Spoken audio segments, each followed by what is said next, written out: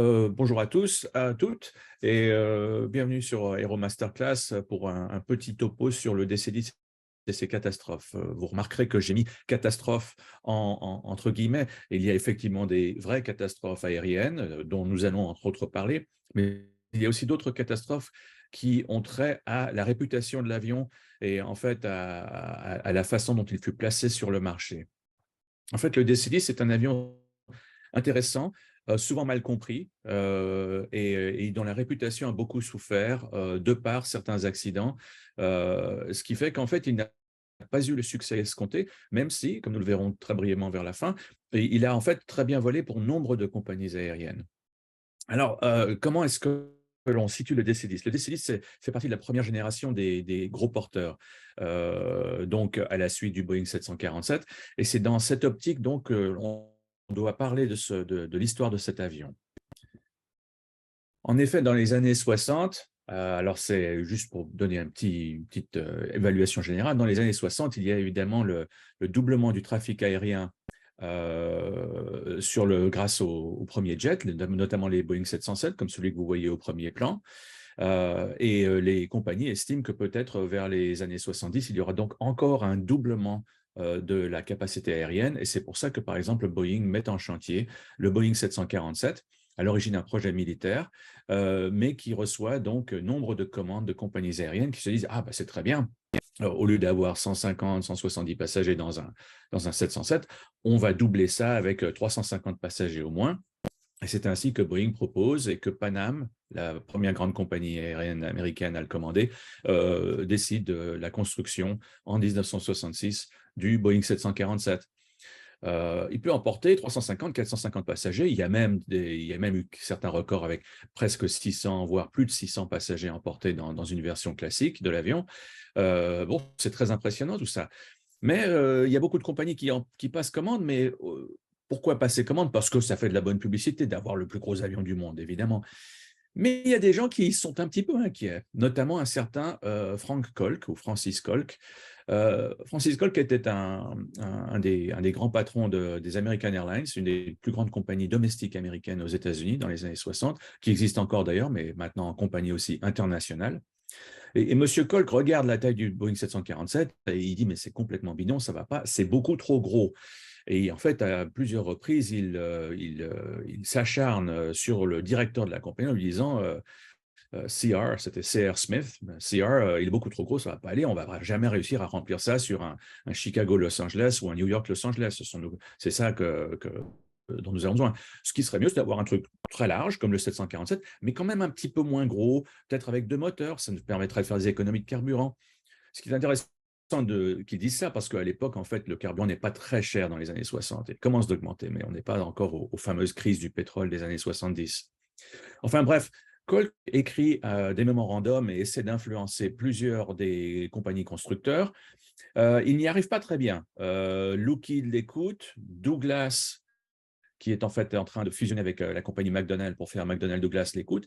Mais tous disent oui, bon, on va voir, on va peut-être trouver quelque chose sur le créneau. Vous voulez quelque chose de plus petit, mais quand même gros. En gros, on simplifie évidemment.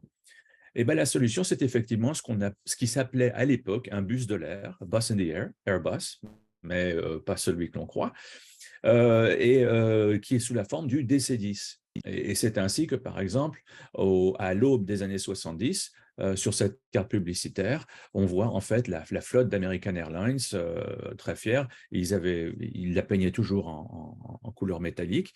Alors, le 727 de base, pour les transports courts et moyens courriers, le 707 qui en fait était le cheval de trait, si l'on veut, des lignes transcontinentales. American volait très peu à l'étranger. Ensuite, le 747 parce qu'il fallait le commander parce que les autres l'avaient, pour faire bien. Et puis au milieu, quelque chose qui plaisait beaucoup à M. Kolk, donc le DC-10, dont on va parler, sur lequel on va se concentrer. Mais ce DC-10 n'est pas à deux moteurs, il est à trois moteurs. Voilà. Donc, on se demande, mais qu'est-ce qui s'est passé? Bon, Kolk, il a eu son avion, il est content. Oui, c'est un trimoteur et c'est un trimoteur à configuration assez particulière. Alors, pourquoi 3 moteurs? Pourquoi 2 moteurs? On va y arriver dans un petit moment, mais je vous invite à regarder un petit peu la forme générale de l'avion. Bon, c'est un gros porteur, évidemment, et les gros porteurs ont 2 couloirs à l'intérieur. On sait bien parce que, par exemple, si on vole sur les Airbus, les gros Airbus, c'est le même principe, pas les petits. Et il y a un moteur central pour permettre de faire la pointe pour ce qui est de l'emport du poids enfin, et des charges additionnelles, par exemple de fret. Remarquez notamment que ce moteur central est basé sur des connaissances sûres. C'est-à-dire qu'au lieu de se casser la tête à trouver un système où, par exemple, on mettrait une entrée d'air là, avec une espèce de tunnel en S qui amènerait l'air au moteur ici, on le met directement dessus. Voilà. Et ensuite, ça soutient la dérive supérieure, la dérive verticale. Ça marche très bien, c'est basé sur des connaissances sûres, mais c'est très traditionnel. Un truc auquel ils font quand même attention, c'est qu'il y a peut-être une possibilité aussi de faire que l'avion soit agrandi plus tard. Alors notamment, ils proposent différentes versions. Alors la version de base, ce qu'ils appelaient à l'époque dans certaines de leurs pubs un petit Airbus, et là en fait seulement 2 bogies à l'arrière, donc 2 trains d'atterrissage principaux, pardon. Mais à l'arrière, au centre, pour les gros porteurs un peu plus lourds, ils rajouteront aussi un troisième petit train d'atterrissage au centre. Et c'est là qu'en fait se produit la première cata. Alors, je vous ai dit, il y a des catas effectivement aériennes dont on va parler, mais il y a aussi des catas, par exemple, dans ce qui s'appelle la gérance. Et McDonnell Douglas, il faut bien l'expliquer, McDonnell Douglas, c'est un mariage un peu bizarre. Douglas s'était distingué pendant des années, jusque dans les années 60, notamment la construction d'avions de combat, c'est sûr, mais aussi d'avions de transport très, très sûrs et très réputés, le fameux DC-3, que l'on n'oublie pas, mais aussi toute une série d'avions à réaction, notamment le DC-8 et le DC-9. Mais il y avait eu des problèmes de gérance, management, comme on dit de nos jours. La compagnie perdait de l'argent et cherchait à fusionner.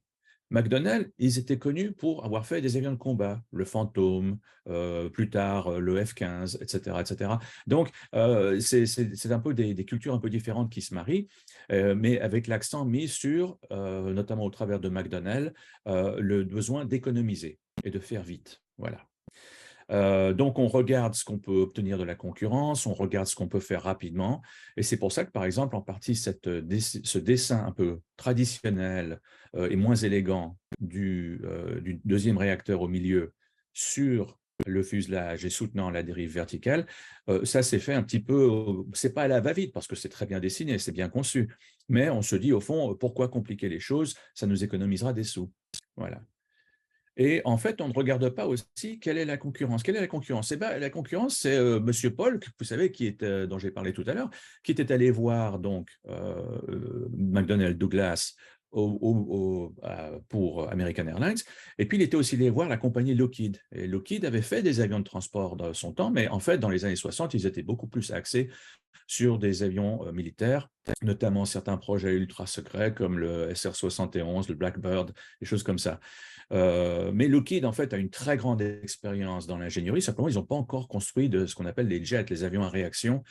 Et ils se disent, ça nous permettra de nous faire un petit peu de sous, et puis surtout, on va le dessiner très bien, et on va trouver un bon moteur, etc., etc. Alors, les deux s'attellent à leur projet. On ne va pas parler de Lockheed beaucoup plus longtemps, parce qu'on se concentre sur le DC-10 aujourd'hui, mais dans les deux cas, en fait, et vous vous dites, ils se ressemblent beaucoup, oui, oui, ils se ressemblent beaucoup, et la capacité d'emport, c'est la même. Alors ça, c'est leçon numéro 1 dans la construction et la vente d'avions de transport de nos jours. Prenez un A320 et un 737 MAX. Évidemment, ils se ressemblent, évidemment, ils peuvent couvrir les mêmes choses, mais il y a toujours des petites différences en plus. Sur certaines lignes, par exemple, un 737 MAX aura un avantage qu'un A320 n'aura pas, avec l'emport de certaines charges, etc., etc. En fait, c'est un peu le principe que lorsque vous achetez votre ligne de téléphone et que vous avez Orange et je ne sais plus trop qui d'autre en train de vous dire « Ah, mais avec ça, si vous payez ces 5 € de plus, vous aurez ce forfait-là. » Mais vous n'arrivez jamais à trouver l'équivalent exact. Voilà. Donc, en gros, j'explique la différence qu'il y a dans ce qui est de la vente d'avion. mais il faut que vos deux avions soient quand même similaires, mais un petit peu différents. Et bien là, dans ces deux-là, il n'y a aucune différence. C'est vraiment en fait un petit peu à tel point qu'en fait certaines compagnies auront les deux types d'avions à certains moments parce qu'en fait il n'y a pas grande différence. C'est une différence plutôt dans le discount, donc dans la réduction des prix, et puis surtout quand est-ce que l'avion peut être livré. Et c'est pour ça que Douglas se dit, bah, si nous, on peut livrer tôt, eh ben, on aura plus de ventes. Et effectivement, Douglas va promettre de livrer cet avion plus tôt, en avance. Voilà. Mais le fait est que 250 passagers, 250 passagers. C'est pas comme ça que vous arrivez à obtenir une part de marché. Vous allez en fait, pour utiliser l'expression, vous allez vous entrebouffer, vous entremanger. Et c'est ce qui va se passer. Ça va être la première cata, c'est cette concurrence qui se font sur exactement les mêmes bases. Ce qui fait qu'ils vont perdre des ventes pour rien. Mais en fait, pourquoi choisir un trimoteur? Parce qu'après tout, il y a le beau 747, la grosse dondon avec la bosse. Pourquoi ne pas choisir ça tout de suite? Il y a plusieurs choses, plusieurs à considérer. D'abord, tant Douglas que Lockheed, mais on va se rester sur le DC-10, propose une autonomie similaire sur la version long courrier. Un 747, c'est dessiné pour pouvoir traverser soit le continent américain, mais bien entendu l'Atlantique, voire le Pacifique. Donc, un gros avion qui vole loin. Eh bien, le DC-10 peut faire la même chose. Autonomie similaire, et suivant comment vous l'agencez ou sur quelle ligne vous essayez de le mettre en service, eh ben, il volera mieux qu'un 747 ou il pourra servir d'autres aéroports auxquels on n'avait pas pensé. Donc ça, c'est un avantage certain. Ensuite, c'est plus facile à remplir. On se dit toujours, ah bah aujourd'hui j'embarque, je fais un Paris-New York. Oui, évidemment, on se retrouve coincé dans un A350 à Orly avec 400 autres passagers. Si, ça existe. Mais au début, au début des années 70, il n'y a pas la dérégulation. Les avions coûtent cher à remplir. Beaucoup de gens ne peuvent pas s'offrir un billet d'avion, quel qu'il soit. Donc, essayer de remplir un 747 qui, à l'époque, a en moyenne 350 sièges, même plutôt 400, c'est un peu difficile. On peut, en fait, tout de même gagner un petit peu d'argent en mettant environ 170, 175, voire 200, mais ce n'est pas une idée, c'est pas l'idéal. Donc, se dire qu'on va quand même gagner des sous en tant que compagnie aérienne avec 250 sièges, pourquoi pas? Donc, c'est un avantage certain que Douglas et Lockheed, d'ailleurs, vont présenter. Ensuite, c'est un truc auquel on ne pense pas, mais bon, il faut quand même, on regarde les beaux avions aux aéroports avec leurs belles couleurs. Oui, mais quand vous êtes chargé des chiffres, vous vous dites, ah, ben, la taxe d'atterrissage, elle est salée pour un 747. 747, à l'époque, pèse environ 350, 360 tonnes. Et puis surtout, il y a un certain nombre de bogies. Les bogies, c'est les groupes de trains d'atterrissage. Alors, le 747, il y avait toujours le petit train avant, ça, comme tout avion, mais à l'arrière, il y en a 4 avec 4 roues chacune. Et tout ça, c'est facturé chaque fois que vous atterrissez sur un aéroport. Tandis qu'avec un DC-10 long courrier, la version long courrier, vous avez en fait 3 bogies avec non pas 12 roues, mais 10 roues, parce que le petit bogie central, il n'a que 2 roues pour soutenir l'avion. Donc, c'est une très bonne idée de la part de Douglas d'avoir dessiné ça, d'avoir planifié ça. Et beaucoup de compagnies se disent, ah bah c'est très bien parce que sur un New York, je le remplis toujours, parce que New York est une des grandes destinations pour toutes les compagnies aériennes. Mais sur un Hong Kong, peut-être, ça va peut-être faire moins. Donc, un DC-10, c'est beaucoup mieux pour nous. Et c'est comme ça que les avions commencent de se vendre. L'avantage aussi, c'est qu'on découvre en fait que le fret aérien a du bon. Le fret aérien, en fait, existe depuis la Seconde Guerre mondiale, au moins, mais l'idée d'avoir aussi, par exemple, une capacité d'emport de fret séparée, par exemple, de la poste et d'emmener des passagers avec ça, c'est quelque chose qui commence à poindre dans les années 60 et qui vraiment commence d'arriver à maturation dans les années 70. Donc, pouvoir mettre les passagers en haut, leurs bagages, et puis aussi avoir un petit peu de place en plus, vu la taille de l'avion, pour ajouter un ou deux containers, ces grosses boîtes métalliques qui contiennent le fret, pourquoi pas? Surtout sur des lignes où il n'y a peut-être pas tant de fret à bouger, mais ça permet en fait de rajouter un petit peu à ce que l'on gagne.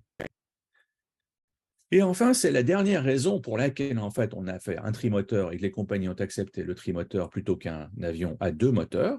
C'est la limite ETOPS, c'est Extended Times of Operations. C'est basé en fait sur les avions à hélice d'après-guerre. Alors, si vous avez regardé parfois des vieux films avec les avions à hélice, il y a toujours une hélice qui part en vrille, qui ne va pas bien, le moteur qui tousse. Et en fait, même si c'est un film, c'est pas loin de la réalité. Il était très courant, par exemple, sur les fameuses constellations qui ont équipé les grandes flottes d'Air France, de Lufthansa, par exemple, que régulièrement, un des moteurs commence à tout sauter un petit peu. Alors bon, on l'éteignait, il y avait encore 3 moteurs, ça allait, mais c'était bien qu'il y ait 4 moteurs. Voilà. Et la règle était passée pour tout ce qui était les vols transatlantiques ou au-dessus de l'eau, disons, à ce qu'il faille que pour avoir qu'on ne soit pas à plus de 60 minutes d'un aéroport de dégagement si on avait un problème de moteur. Donc ça, c'est pour tout bimoteur. Si vous êtes un quadrimoteur, vous faites ce que vous voulez. Mais c'est une limite ETOPS. Ce qui va être changé au début des années 80 avec l'arrivée de nouveaux modèles Boeing et Airbus. Mais jusque-là, sinon, vous ne faites rien à plus de 60 minutes. Alors, c'est bien gênant. Et ensuite, les nouveaux moteurs, ils ne sont pas encore tout à fait au point, il faut bien le dire. Ce sont des grands moteurs, il y a des problèmes de mise au point qui ont été en fait très sérieux jusqu'au début des années 70, même parfois dans certains cas, milieu des années 70. Donc, les compagnies, ça ne les gêne pas, elles acceptent le fait que, bon, on paye un petit peu plus qu'un bimoteur, mais au moins on est sûr et on peut l'utiliser sur de longues distances. Donc, quand on regarde ça, il faut bien se dire qu'il y a des raisons pour lesquelles le DC-10 ressemble à un trimoteur avec une espèce de gros tube au-dessus du fuselage. C'est pour toutes ces raisons-là. Et à la limite, pourquoi pas? D'ailleurs, la présentation de l'avion fin des années 60 et son premier vol en 1970, en fait, est tout à fait… alors, il y a un petit peu de retard par rapport au Boeing 747. Il faut bien se dire qu'en 1970, où en est le 747, le gros? Eh bien, il a déjà volé en 69 et il est entré en service début 70 avec la Pan Am. Donc, pour le DC-10, il y a un petit peu de retard, mais il arrive quand même à démer le pion à sa concurrence directe, le TriStar, le Lockheed dont je vous ai parlé tout à l'heure, et ce qui fait qu'il peut être livré dès 1971. Et il commence à être utilisé sur les lignes transcontinentales, notamment par American Airlines, United et quelques autres. Et donc, c'est quelque chose qu'en fait, qui semble avoir du succès. Il y a un grand battage médiatique et c'est vrai que l'intérieur passager en fait est assez confortable. Et noté sur la publicité, on dit on peut mettre jusqu'à 270 passagers. C'est effectivement ce qu'ils feront.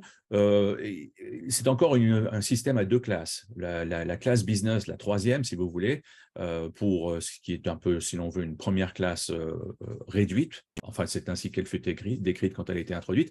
Ça, c'est la fin des années 70. Donc, on n'en est pas encore là. On est un système à 2 classes avec beaucoup de passagers en économie. Mais c'est ce grand battage médiatique qui fait que bon, le DC-10 commence à faire partie du paysage aérien. Et c'est un succès. Douglas semble réussir à livrer pas mal d'avions. Il y a même des compagnies aériennes qui s'associent ensemble pour essayer de l'acheter. Alors, je vous montre l'exemple, par exemple, à droite du groupe KSSU. KSSU, c'était KLM, Swissair, SAS, les Scandinaves, et UTA, l'ancienne UTA, depuis absorbée dans le groupe Air France. Pourquoi s'être associé ainsi? Ces avions coûtaient cher et évidemment, à l'époque, les financements bancaires n'étaient pas les mêmes. C'était beaucoup plus difficile, notamment pour certaines compagnies qui étaient soit privées, soit nationales. Et en fonction de leur statut juridique et aussi financier, c'était plus difficile de s'adresser à une banque privée. Donc, comment est-ce qu'elles le font? Bon, évidemment, elles obtiennent des emprunts. Il y a aussi un système pour aider l'exportation d'appareils américains à l'étranger. Mais ensuite, elles se divisent le travail de maintenance. Et c'est ainsi que, par exemple, certains travaux étaient faits à Zurich pour toute la flotte KSSU, d'autres travaux étaient faits à Stockholm, Arlanda, en Suède, et ainsi de suite. Et ça fait que ces compagnies, en fait, ils trouvent leur compte. Ce sont des avions qui fonctionnent très bien et qui se remplissent bien, même si ce sont des compagnies qui, en fait, ont des fonctions un peu différentes ou relient des villes un peu différentes. Donc, c'est quelque chose, en fait, on peut dire que le DC-10, à ses débuts, est un succès. Malheureusement, dès le début des années 70, la deuxième cata intervient.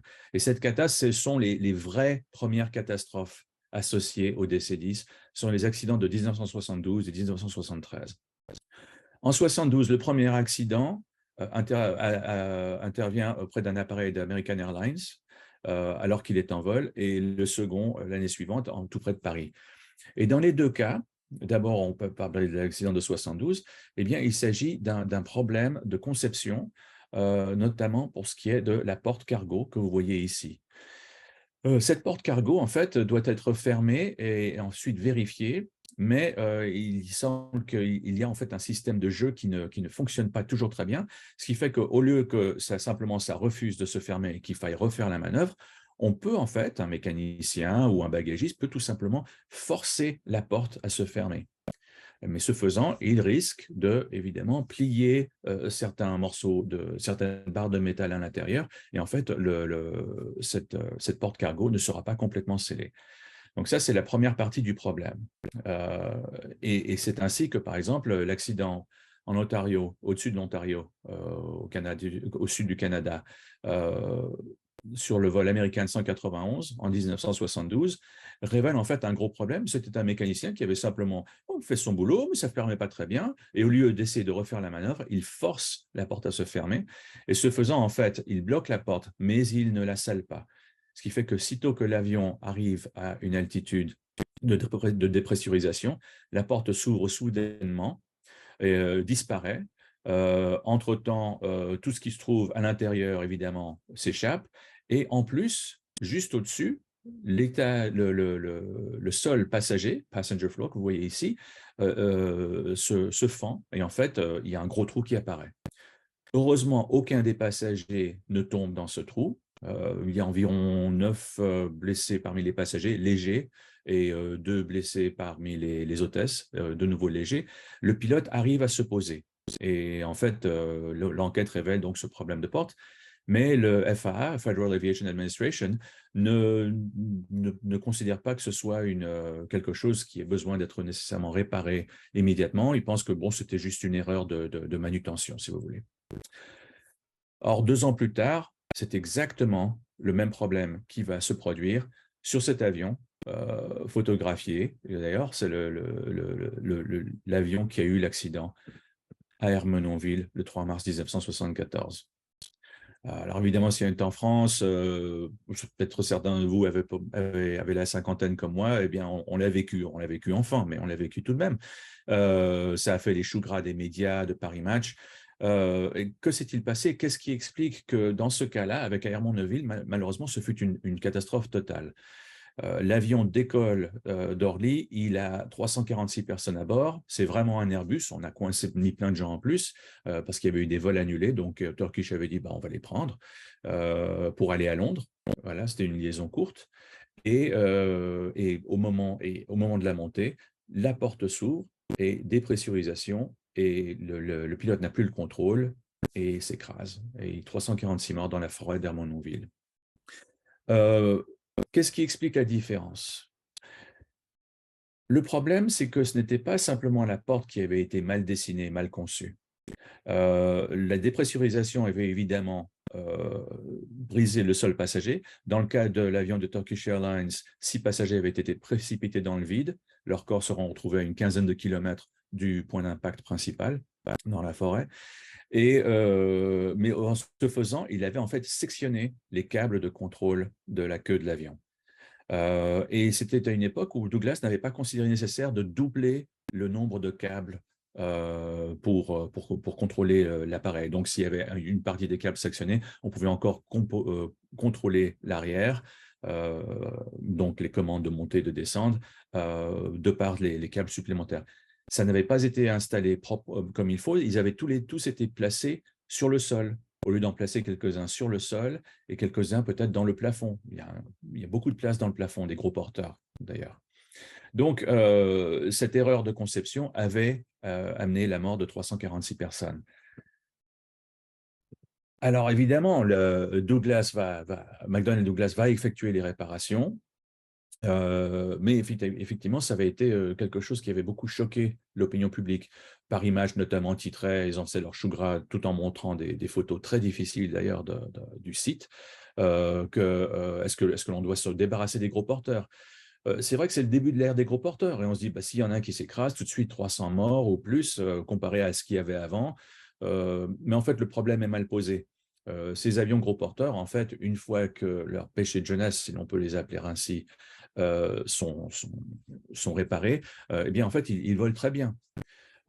C'est sans penser à l'accident à Chicago le 15 mai 1979.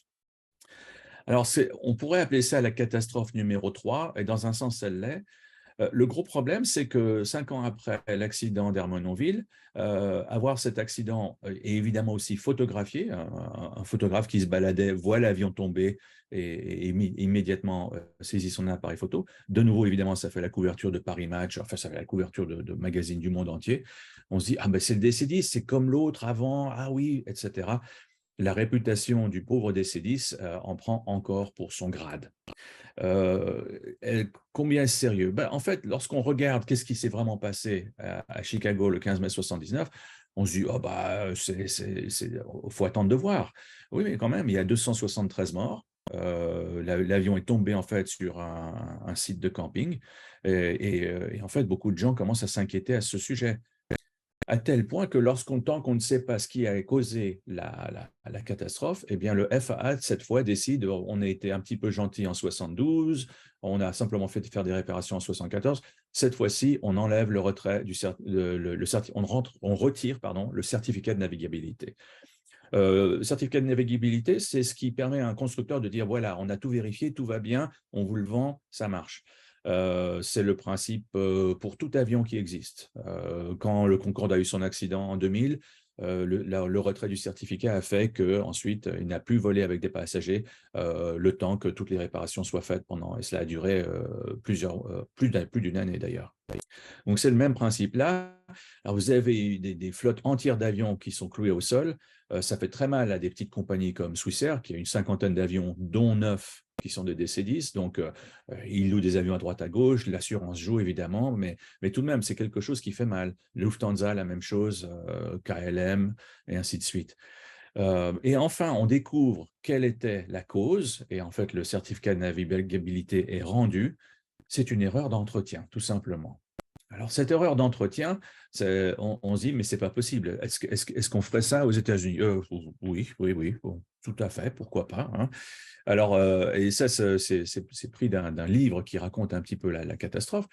Comment est-ce qu'on enlève un moteur d'avion? Un moteur d'avion, vous devez avoir évidemment tout un équipement mis en place petit à petit. Ensuite, certains systèmes pour retirer on appellera ça des clous, plutôt des boulons qui en fait attachent le moteur au pylône, voilà, pylône de soutien. Et ensuite, évidemment, on met un système de soutien du moteur avec des chaînes, on le descend doucement et ensuite on le retire, voilà. La chose que American Airlines avait fait, eh ben non, ils avaient utilisé tout simplement voilà, une petite machine dont normalement on se sert par exemple pour soulever des palettes. Voilà. Ah bah oui, c'est à peu près la même chose. Voilà, alors on soulève le moteur tout doucement. Bon, évidemment, il a quand même un petit soutien. Mais évidemment, quand vous soulevez le moteur comme ça et que le pylône n'est pas exactement parallèle, eh ben évidemment, ça frotte, là, ça pousse. Bah, on ajoute, on force un petit peu, voilà. Et ensuite, ah bah oui, ça y est, ça tient. Mais entre-temps, on a en fait sectionné le boulon arrière. Et quand ce boulon arrière finit de se sectionner au décollage en 1979, non seulement le moteur tombe d'abord de ce côté-là, l'arrière, tout en tenant là, mais les forces aérodynamiques, en fait, détruisent les autres boulons de soutien sur l'avant, et le moteur part au-dessus de l'aile. Et c'est ce que vous voyez sur la fameuse photo du témoin. C'est en fait que le moteur est passé au-dessus de l'aile et il y a encore la trace de fumée, voilà, en fait, du carburant qui s'échappe. Le problème, c'est qu'en passant au-dessus de l'aile, il a aussi sectionné une partie du bord d'attaque de l'aile. Et le bord d'attaque de toute aile dans un avion est essentiel pour assurer la portance. Voilà. Et c'est ainsi qu'en fait, l'avion commence de tomber. Le pilote avait en fait suivi toutes les instructions d'urgence qu'il aurait dû suivre, notamment réduire la vitesse. Alors en fait, il aurait dû garder la vitesse. Est-ce que cela aurait empêché un accident? C'est très difficile à dire. Mais en fait, maintenir la vitesse lui aurait permis peut-être de comprendre un peu plus le problème. Enfin, toujours est-il que cet accident, il n'est pas dû à une erreur de la part du constructeur, c'est une erreur de la part de la compagnie aérienne. Mais dans l'esprit du public, c'est encore un grand accident de DC-10, auquel on peut ajouter tout plein d'autres accidents. En 1979, qu'est-ce qui se passe d'autre? Il y a un autre DC-10, cette fois-ci en Nouvelle-Zélande, qui fait du tourisme antarctique. Emmener les passagers au-dessus de l'Antarctique, près du mont Erebus, et ensuite descendre un petit peu pour qu'ils puissent faire de belles photos de l'Antarctique, et ensuite remonter et on rentre à la maison. Ça permet de gagner un peu plus de sous pour une compagnie aérienne. C'est le principe des charters aller-aller, c'est-à-dire qu'on part de la même ville, on rentre à la même ville. Seulement, le pilote se trompe dans son évaluation de la navigation et ce qu'il pense être une série de nuages est en fait la montagne. Et à pleine vitesse, l'avion s'écrase sans que personne ne sache rien. Et ça fait encore une catastrophe de DC-10. L'erreur est très clairement de pilotage. Elle est en fait prouvée presque immédiatement, mais c'est encore quelque chose qui s'ajoute au problème du DC-10. Et le tout est encore à conjuguer avec d'autres incidents, soit la même année, soit l'année d'avant. De nouveau, il s'agit d'erreurs de pilotage ou d'erreurs qui ne sont pas imputables à l'avion, à Los Angeles en 1978, ou bien à Mexico en octobre 79, où le pilote s'était trompé de piste. Il devait se poser sur la 23R, il s'est posé sur la 23L qui était fermée. Et il a heurté des camions et ensuite un bâtiment. Mais tout ça, ça continue dans les médias de dire DC-10, DC-10, DC-10. Et c'est ça qui commence ensuite à faire beaucoup de mal à McDonnell Douglas. D'ailleurs, dans leur rapport pas aux enquêteurs, mais aux actionnaires, parce que McDonnell Douglas est une compagnie privée, donc avec des actionnaires, que disent-ils? Ils avertissent en 1980, les accidents nous ont fait beaucoup de mal, même si ce ne sont pas des accidents qui sont imputables à nous. Cette combinaison de 4 gros porteurs qui ont eu des accidents en 78-79, alors qu'on est en train d'en construire environ, pour l'instant, 200, c'est ce que dit Douglas, et ben ça va nous faire du mal. Ajouté au fait qu'en 81, c'est une des grandes années noires du transport aérien, en raison des chocs pétroliers et des crises diverses, notamment la révolution en Iran, etc. Tout ça contribue en fait à une limitation du nombre de livraisons de DC-10. Ils en livrent environ une quarantaine en 81, il n'y en a plus que 25 en 82. Enfin, ça ne va pas très fort, quoi. Et c'est pour ça qu'en 1988, en fait, la production du DC-10 se termine. Entre-temps, Lockheed, la grande concurrence du TriStar, avait déjà fini sa production. Donc, d'un côté comme de l'autre, en fait, on s'est bouffé la figure, si vous voulez, et on n'a pas réussi en fait à vendre suffisamment d'avions. Et dans le cas du DC-10, on a non seulement la cata du marketing, mais la cata des accidents de 72 et 74, combinée avec celle d'erreurs de pilotage de la fin des années 70. Et tout ça fait qu'en fait, beaucoup de gens disent le DC-10, ce n'est pas un avion très sûr. En fait, il volera très, très bien pour nombre de compagnies. Je vous ai montré une photo de Swissair tout à l'heure. Swissair continue de l'acheter, presque jusqu'au dernier moment. Lufthansa aussi l'utilise autant que possible. United, la même chose, ainsi de suite. En fait, je ne vais pas passer sur les accidents de DC-10 qui ont lieu après la fin de production. Il y en a effectivement, notamment de United, mais qui ne présentent pas nécessairement des défauts constructeurs.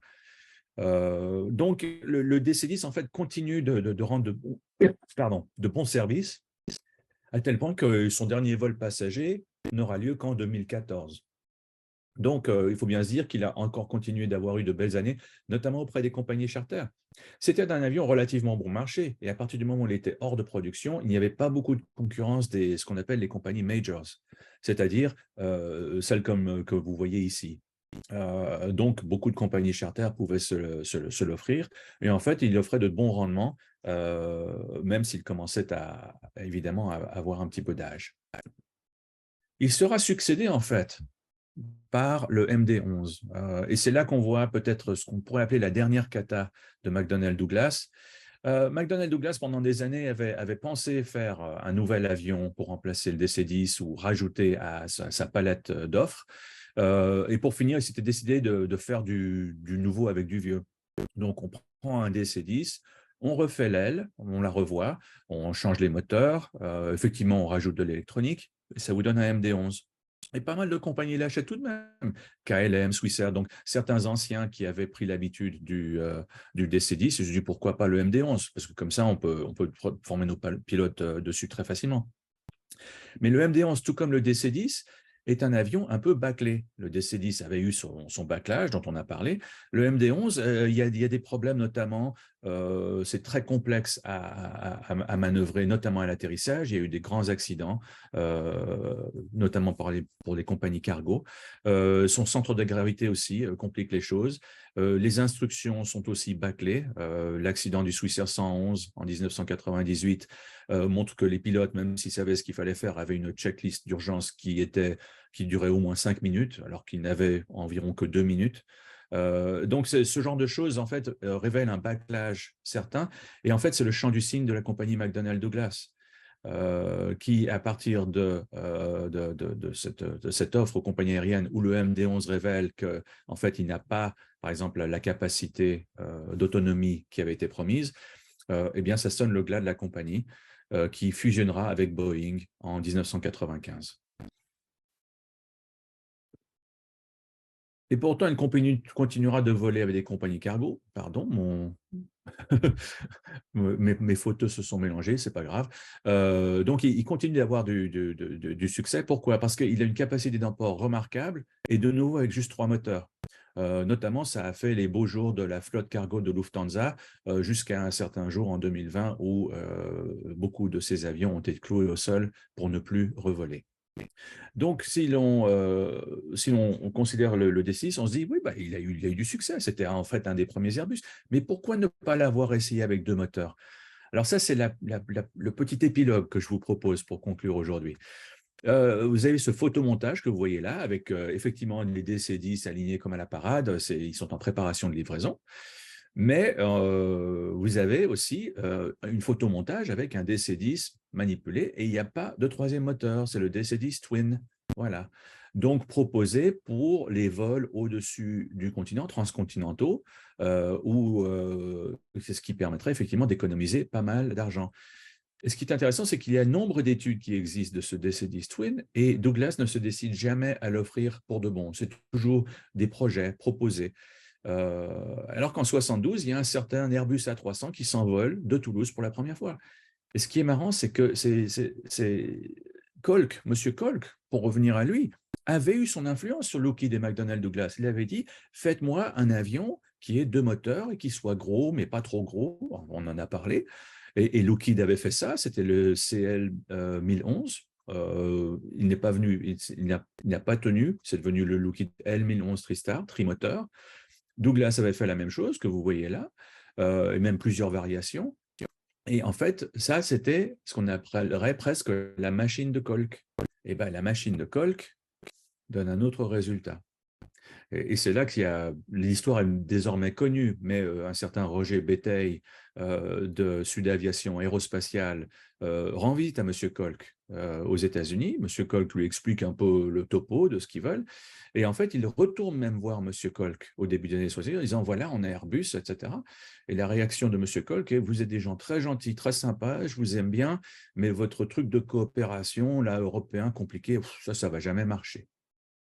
Alors voilà, donc on a un côté, une certaine machine à M. Kolk qui donne un DC-10, un Lockheed TriStar, un DC-10 très bon avion, mais malheureusement bâclé aussi. Et d'un autre côté, les Européens qui écoutent, qui ne savent pas trop encore, dans les années 60, c'est difficile. Il suffit de lire par exemple les mémoires intitulés Les Cowboys d'Airbus, il fallait vraiment tout faire tout seul. Mais en écoutant les Américains, et pour finir, avoir ce résultat.